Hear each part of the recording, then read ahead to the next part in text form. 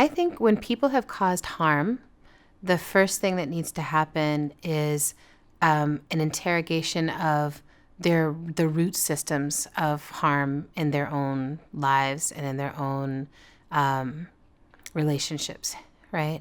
So I think too often we're just like, you caused harm, and it's like it's in a vacuum or something. At some level, it's not like they woke up like, let me cause this harm, right? So really checking on and paying attention to intention, even though it's not more important than impact, but really being like, I recognize your intention as a human being is not to be a horrific, harmful person. Actually, there's like people that I'm supporting right now who are causing harm, and when I interrogate it even just a little bit, it's like, this trauma happened when I was a child. I was treated like this, and like no one's going to treat me like that again. Or I was socialized to think this was normal or okay. Or I was never given tools to balance my temper. I was never given tools to process strong emotion.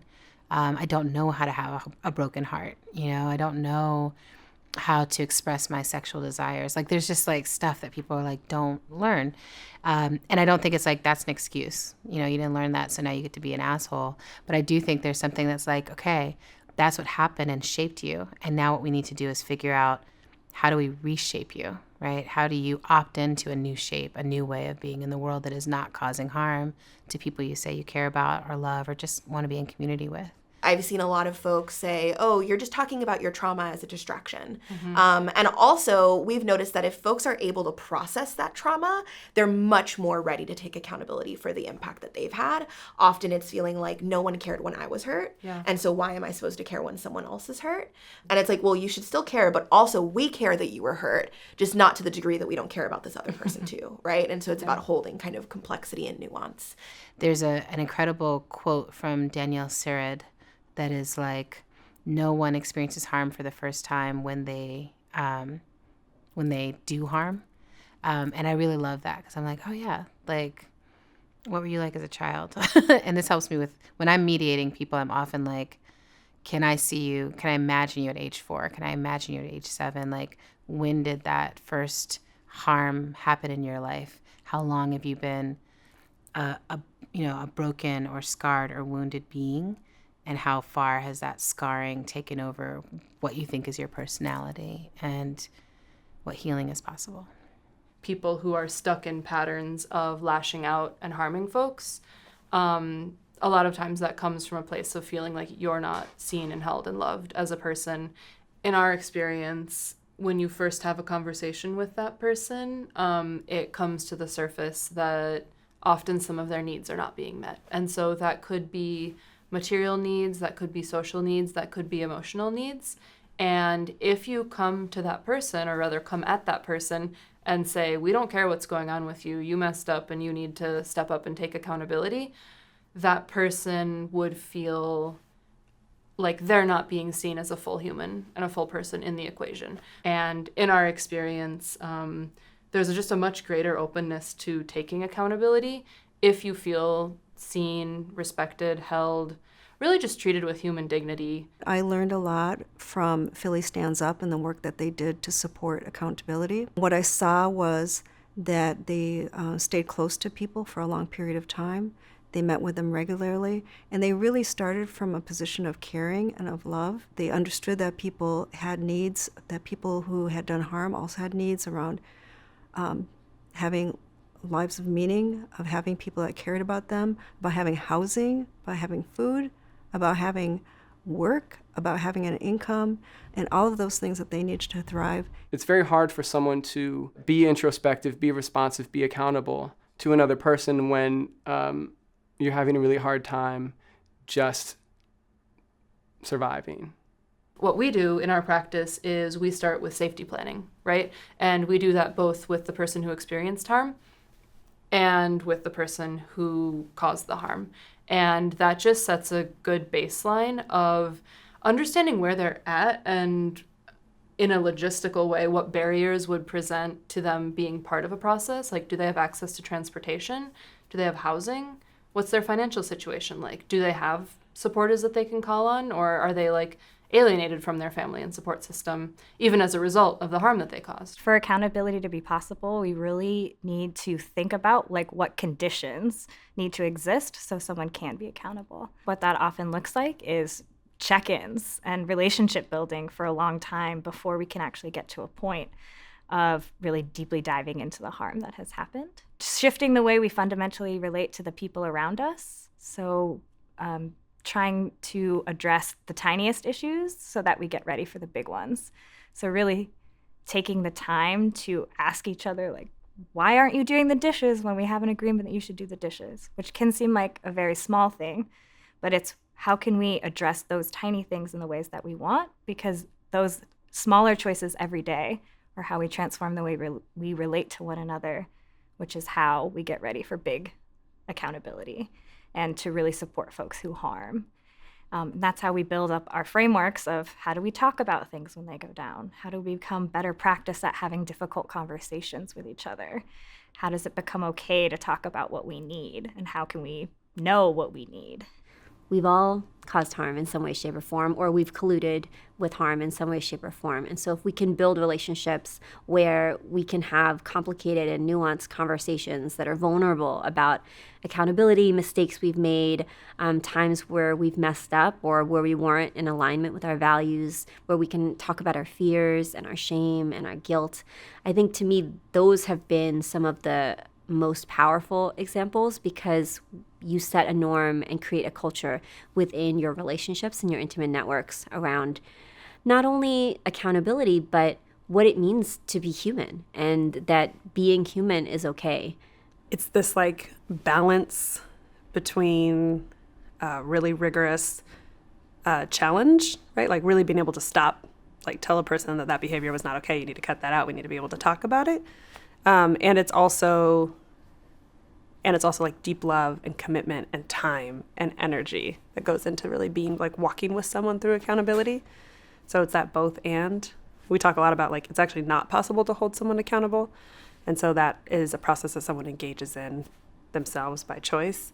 And so what we can do is create the conditions or like the apparatuses, the processes that make that possible, right? And that to me looks like people that like love you, people that care for you, people that will show up for you, people that will like call you on your shit and then have a relationship on the other side of that possibly. So much of like what was in me was to want to push away people who've been identified as people who've caused sexual violence, right, caused harm, and say, well, I'm not related to them.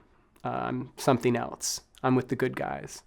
And what I found is like, if I actually want to support somebody and take an accountability, I have to build a relationship with them, right? I have to find some way of connecting and empathizing with that person and creating a space where that person actually feels like they're still seen as a full human. And then we can create and open up a space where it's like, actually, the practice of accountability is something that's doable. And it's not going to be a life-ending thing. It's actually a life-affirming action. I think we can support people who do harm by recognizing that we all cause harm. And obviously that happens on different scales and at different levels, but that there is no actual binary between survivor and person who caused harm, that actually we're all constantly moving through those and learning through trial and error about how we impact the world around us and the people around us. And so I think one of the ways that we can address an aversion to accountability and support folks who are causing harm actively is by also acknowledging that we all have the capacity for that and that we also all have the capacity for transformation and to change our behavior. The way that I would approach someone when talking about accountability, especially when there's a lot of shame, is just to name it and to be really gentle and tender and to really acknowledge and say and reiterate many times that I'm coming from a really non-judgmental, non-shaming place. This isn't going to be a situation where it's about yelling and screaming at you. This is an opportunity to really step into something that you might have done and to actually even understand for yourself why for the deeper reasons and the root causes of the why, which actually can be quite freeing for a lot of people. It's hard, I think, to get somebody to be accountable if it's just like you did wrong and you need to do something for someone else. I think we have an easier time of holding people accountable when they can also understand that if they go through a process for repair or remedy in some way, that it also will be better for them. And it'll be better for our communities as a whole. I work with a lot of folks that have done severe harm and are really interested in looking at accountability on themselves. And one of the things that people say is that it's actually incredibly freeing. It's a moment of liberation to step into your accountability because you are working through shame. You're working through the thing that you're the most scared of talking about, that terrorizes you, that makes you the most afraid. And you're coming into like a new level of understanding about it and a new commitment to others about what you've done. I think giving enough time. So giving that person time, being like, we're offering you the reflection that you've caused this harm, and giving someone time to update their sense of self, right? To move out of the defensive part. That's like, what? I would never do that, right? To like, well, you did do that, right? And this person's saying you did that. We've got proof you did that. There's, pattern that you did that. So giving someone time enough to update their sense of self. One of the things that we said early on was that we can't expect people to change right away. Who does? If any one of us looks at our own behavior, it often took a long time to make change. We were often offended when somebody actually confronted us about behavior that we had that was harmful. We might have even agreed to change that behavior early on, but when there was a process in place and we actually had to make that change, we could have been very resistant to that. I think that is something that is very common to most of us. I really think that's an important part of the process that we often overlook is like how long it actually takes to do the internal work. And that's like, I've got a therapist, I've got somatic body workers, I've got great friends that I process everything with. So that's like me as a very well-resourced individual still going through that process. A lot of the folks we're dealing with are not well-resourced. A lot of people who cause harm, especially in intimate dynamics, are folks who are like, I don't share any details of my intimate dynamic life with anyone else. So then it's telling someone, you don't even have a place necessarily, you process stuff like this, but you caused harm. And so we're saying like, you have to change in so many ways. A, you have to stop causing harm. B, you have to become the kind of person who talks to other people and processes stuff that you've done, right? And then third, you have to evolve your sense of self to understand that like, whether you want to believe it or not, you did cause this harm and you're accountable for it. I don't think there's like a prescription, but I've seen support groups for people who've caused sexual harm form. I've seen reading groups around when people have a similar harm, forming spontaneous groups. I've seen long-term mentorship around different kinds of harm. I've seen people be really rallied and supported around when they can admit that they've caused harm. Experiencing support when you take accountability is important, but I also think it's incredibly important to experience real consequences. Really creating a space for someone and creating support around a person to really have a space to be able to articulate why they did what they did, and to really understand the impact that it's had, and to create a space of care and compassion while also really fully keeping that harm, central. And how do we turn towards each other to hold this space? And in that turning to each other, we have to say, I believe you can transform. And that for a lot of people is like, like that is actually the hardest part, right? It's very easy to be like, this person is such a mess. And in some ways we're saying, I'm better than them, right? But it's like, I would never do that. They're such a mess. They're irreparable, right? They're always a mess. And I've definitely met people like that where I was like, I don't know if we can get this one back. And that means for me, that's not my work, right? I'm like, I can't see that person's transformative capacity, so I don't offer to support that process, right? I really focus on places where I'm like, I can see a future in which this person could be different than they are now. I can see a future in which they could cause less harm or be accountable for the harm they've caused, things like that. And that's the distinction in terms of even in my personal life, that's a distinction of who gets to stay in my life. Like a lot of people have caused harm to me. I've caused harm to a lot of people. Like that's what being a human being is. And then the people who I keep around are people who are like, I caused harm. I learned how to do an apology. I gave you that apology, and I started showing up in different ways. And the people who I don't let be around me are people who are like, I caused harm, and maybe I faked it for a little while and acted like I was doing better, but I continued to cause the harm. And I'm like, I think it's good in communities to be able to make those distinctions of like, transformation is a real thing. It's like a caterpillar to butterfly experience. It means that what you were before no longer is possible. Right? You're no longer able to scooch around on the ground or whatever like caterpillars do. You have to fly.